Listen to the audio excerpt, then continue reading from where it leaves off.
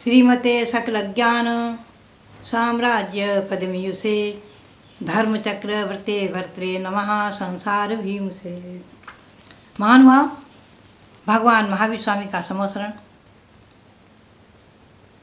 विपुलाचल पर्वत पर अनेकों बार पहुंचा है और सारे भारतवर्ष में विहार किया है। सारे भारतवर्ष में भगवान महावीर का संवत्सरण का लाभ असंख्य भव्यात्माओं को मिला है। संख्यातों मनुष्य, संख्यातों तिरंज और असंख्यातों देव देवियों ने भगवान के संवत्सरण से दिव्य धर्म रूपी अमृत का पान किया है और अपने मोक्ष मार्ग को प्रशस्त किया है। पुनः भगवान संसार में कोई भी ऐसा उपदेश नहीं था जो उनकी द्वादशांग वाणी से परे हो, भगवान के उपदेश से परे हो। तीनों लोकों का ज्ञान हाथ पे रखे हुए आंवला के समान और सारे स्वर्ग नरक आदि का ज्ञान, इसके साथ 14 गुण स्थान मार्गण आदि का ज्ञान, गतियों के आने जाने का द्वार क्या है। अगर यदि एक साथ तीर्थंकर हों तो 170 कर्म भूमियों में 170 तीर्थंकर एक साथ हो सकते हैं, 170 चक्रवर्ती एक साथ हो सकते हैं आदि। सारा ज्ञान भगवान की दिव्य ध्वनि से प्रकट हुआ है। सभी तीर्थंकरों की दिव्य ध्वनि इसी प्रकार रही है। पुनः भगवान महावीर स्वामी का अंतिम संवत्सरण पावापुरी में पहुंचता है, अंतिम संवत्सरण पावापुरी में बनता है। भगवान जब श्री विहार करते हैं तो आकाश में अधर चलते हैं, चरण कमल के नीचे कमलों की रचना होती है। रिद्धिधारी मुनिगण देवगण ऊपर चलते आकाश में है और भूमि गोत्री राजा महाराजा श्रावक आदि पशुगण आदि सब नीचे धरती पर चलते हैं और जहाँ पहुँचते ही अर्धनिमिष में संवत्सरण तैयार हो जाता है। तो भव्यात्मा अंतिम संवत्सरण भगवान महावीर स्वामी का पावापुरी में पहुँचा। वहाँ पर भगवान विराजमान हुए। बड़ा सुंदर वर्णन है सरोवर का। क्रमात् पावापुरं प्राप्य मनोहर वनांतरे बहूनां सरसां मध्ये महामणि शिलातरे स्थित्वा दिनद्वयं वीत विहारो वृद्ध निर्जरः कृष्ण कार्तिक पक्षस्य चतुर्दश्यां निशाते। भव्यात्मा, वहाँ एक सुंदर सरोवर मनोहर वन के उद्यान में, मनोहर नाम के उद्यान में एक बहुत सुंदर सरोवर और उसमें कमल खिले हुए, हजारों हजारों लाखों कमल खिले हुए और वहाँ पर बीच में एक मणिमयी शिला, उसके ऊपर अधर भगवान महावीर का संवत्सरण और अनंतर संवत्सरण विघटित हो गया। 2 दिन पूर्व भगवान ने योग निरोध किया, अर्थात कार्तिक कृष्णा 13 को भगवान ने योग निरोध किया। वो धन त्रयोदशी भी कहलाती है और भगवान योग निरोध करके ध्यान में थे। ये ध्यान शब्द औपचारिक है क्योंकि घात्या कर्म उनके नष्ट हो चुके हैं, तो उनको ध्यान मन की एकाग्रता रूप ध्यान का लक्षण ही नहीं है। उनके द्रव्य मन है, भाव मन नहीं है। मन और इंद्रियों के कार्य समाप्त हो चुके थे। ऐसे भगवान महावीर 2 दिन का योग लेकर ध्यान में लीन थे। संवत्सरण विघटित हो गया, सब हाथ जोड़े बैठे हुए थे। देवगण, रिद्धिधारी महामुनि आदि, गणधर आदि आकाश में अधर और भव्यगण नीचे। कार्तिक कृष्णा अमावस्या के पिछले प्रहर में, यानी चतुर्दशी की रात्रि के पिछले प्रहर में कार्तिक कृष्ण पक्ष से चतुर्दश्याम निशात्य, चतुर्दशी के रात्रि के अंत में स्वाति नक्षत्र था और तृतीय शुक्ल ध्यान में तत्पर भगवान त्रियोग का, तीनों योगों का निरोध करके समुच्छिन्न क्रिया नामक उनके ध्यान होता है, चौथा शुक्ल ध्यान। और उसी समय भगवान आघाती कर्मों का नाश करके, एकदम आघाती कर्मों से रहित होकर के अशरीरी 8 गुणों से युक्त, अनंत गुणों से युक्त भगवान महावीर स्वामी निर्वाण को प्राप्त कर लेते हैं, मोक्ष को प्राप्त कर लेते हैं।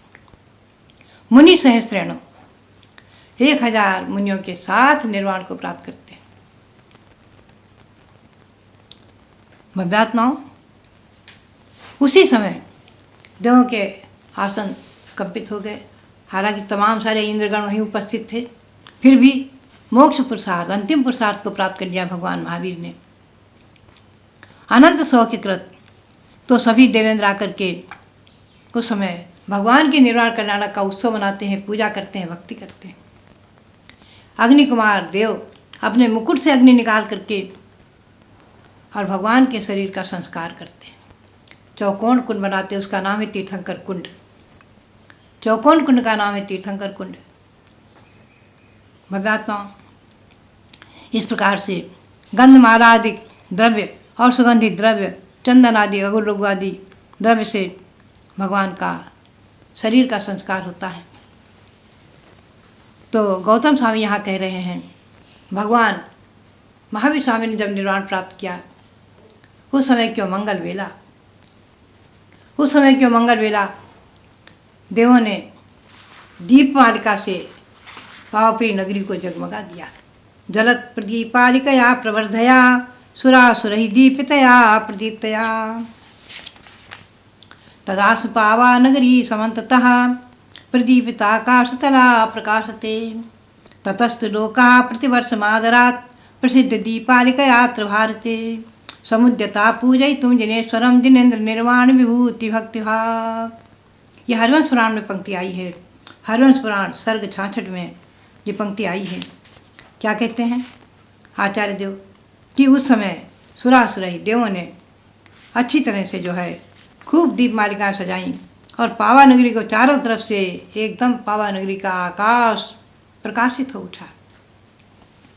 ततस्तु लोकः, तब से लेकर आज तक संसारी लोग, सभी भारतवर्ष के लोग प्रतिवर्षम आदरात, प्रतिवर्ष आदर से प्रसिद्ध दीपालिकयात्र भारते, इस भारत देश में हमारे प्रतिवर्ष आदर पूर्वक उस दिन, उस चैत्र कृष्ण अमावस्या के दिन दीपावली पर्व मनाते हैं और भगवान महावीर स्वामी की पूजा करके, महावीर स्वामी के निर्वाण कल्याण की पूजा करके भक्ति में गदगद हो जाते हैं। भव्यात्माओं, आज संसार में निर्वाण, अपने जैन परंपरा में निर्वाण लाडू चढ़ाने की परंपरा है। उस पावापुरी में मैंने भी 2 बार भगवान महावीर स्वामी के निर्वाण दिवस जाकर भगवान की वंदना की है और अपने आप को धन्य माना है। भव्यात्माओं, आज भी उस कार्तिक कृष्ण अमावस्या को निर्वाण लाडू चढ़ाने के लिए, पावापुरी में भगवान के चरण रज को लेने के लिए, चरण वंदना करने के लिए हजारों हजारों जैन लोग पहुँच करके भगवान की भक्ति करते हैं। तो भव्यात्माओं, अंतिम तीर्थंकर भगवान महावीर, अंतिम तीर्थंकर भगवान महावीर ने पावापुरी से मोक्ष को प्राप्त किया है। भव्यात्माओं, उस समय देवों ने जैसे और कल्याणकों में उत्सव मनाया है, ऐसे ही तांडव नृत्य, आनंद नृत्य आदि अनेक प्रकार से उत्सव किया, खूब उत्सव मनाया। कदाचित क्वचित कई भक्तगण महाराजा श्रेणिक आदि दुखी हुए, विभल हुए कि भगवान तीर्थंकर स्वामी अब मेरी आंख से ओझल हो गए, अब कभी नहीं दिखेंगे। कोई भक्त एकदम दुखी मना होकर के शोक करने लगे। तो गौतम स्वामी ने समझाया, भव्यात्मन, ये शोक का समय नहीं है। शोक उनके लिए किया जाता है जिनका मरण पुनः जन्म के लिए होता है, जिनके पुनरपि जननम पुनरपि मरणम। लेकिन ये तो अपनर्जन्मा हो गए, अब तो ये कभी जन्म ही नहीं लेंगे। अब तो ये कृतकृत्य नित्य निरंजन परमात्मा हो गए। अब तो इस सिद्धालय में विराजमान होकर सिद्ध परमात्मा बन गए। अनंत सुख, अनंत ज्ञान, अनंत दर्शन, अनंत गुणों के पुंज, अशरीरी भगवान 3 लोक के अग्रभाग पर जाकर विराजमान हो गए। ये सिद्ध शिला 3 लोक के मस्तक पर सिद्ध शिला है। उस सिद्ध शिला से भी ऊपर तनुवाद वलय में, उसके अग्रभाग में अनंत अनंत स्थित परमेश्वरी विराजमान है। कम से कम उनकी अवगाहना 3.5 हाथ की होती है, जो कि चतुर्थ काल के अंत में जन्म लेते हैं और 8 वर्ष में कदाचित केवल ज्ञान प्राप्त कर लें। फिर उनका शरीर नहीं बढ़ता है। उनकी 3.5 हाथ की अवगाहना होती है, कम से कम अवगाहना 3.5 हाथ की और अधिकतम अवगाहना 525 धनुष की, जैसे बाहुबली स्वामी की थी। और मध्यम अवगाहना भगवान महावीर स्वामी की 7 हाथ की। मैंने देखा है, प्रत्यक्ष अनुभव किया है कि भगवान की अवगाहना प्रमाण मूर्ति का चमत्कार कुछ अलग ही है। सबसे पहले मेरी प्रेरणा से यहाँ हस्तिनापुर में जम्बूद्वीप स्थल पर जो आज कमल मंदिर में भगवान महावीर विराजमान हैं, 7 हाथ की अवगाहना प्रमाण भगवान महावीर, इन्हें मैं कल्प वृक्ष कहती हूँ। ये कल्प वृक्ष भगवान महावीर है। जितना भी आप जम्बूद्वीप स्थल पर जो कुछ भी आप वैभव देख रहे हैं, जम्बूद्वीप की रचना विश्व की अद्वितीय रचना प्रथम बार बनी। 13 द्वीप की रचना जो विश्व की अद्वितीय रचना, 3 लोक की रचना आदि, और भी नवग्रह मंदिर, जो 20 तीर्थंकर मंदिर आदि, ये सब जो भी है, ये सब भगवान महावीर स्वामी की कृपा प्रसाद का फल, इन्हीं दिव्य प्रतिमा का चमत्कार। और कुंडलपुर में इसी अवगाहना प्रमाण ऐसी श्वेत वर्णी एकदम सुंदर भव्य भगवान महावीर स्वामी की उसी अवगाहना प्रमाण प्रतिमा, उसका चमत्कार कि वो अति स्वल्प काल में इतना सुंदर नंदावर तीर्थ बनकर आपके सामने आया है अभी सन 2003 और 4 में। तो भव्यात्माओं, अवगाहना प्रमाण उनकी प्रतिमा का महत्व। भगवान महावीर स्वामी, उनका है दीपावली पर्व। और आगे जो कार्तिक शुक्ला एकम आती है, अमावस के बाद कार्तिक शुक्ला एकम, वो वर्ष का नया दिन कहलाता है। वीर निर्वाण संवत का प्रथम दिन 9 संवत्सर कहलाता है। जैन बंधुओं का एक कर्तव्य है, जैन श्रावक श्रावकाओं का एक कर्तव्य है कि वीर निर्वाण संवत अति प्राचीन, ईस्वी सन विक्रम संवत सबसे प्राचीन, आप इसको मनाएं, इसकी महिमा समझें और 9 संवत्सर की पूजा करें। 9 संवत्सर की पूजा भी छपी है, प्रकाशित है। मेरी प्रेरणा से आर्यका चंद्रावती जी ने बहुत सुंदर पूजा बनाई है। 9 संवत्सर की पूजा प्रतिवर्ष आप 9 संवत्सर के दिन करें और 9 संवत्सर इसे ही गिने। अपनी प्राचीन परंपरा, दीपावली के दिन रात्रि में गणधर और लक्ष्मी की पूजा, गणधर देव, मैं आपको विशेष बात और बताऊं, उसी दिन वीर निर्वाण संप्राप्त दिन एवास्त घातिकः भविष्यामि अहम अप्युद्यत केवल ज्ञान लोचनः।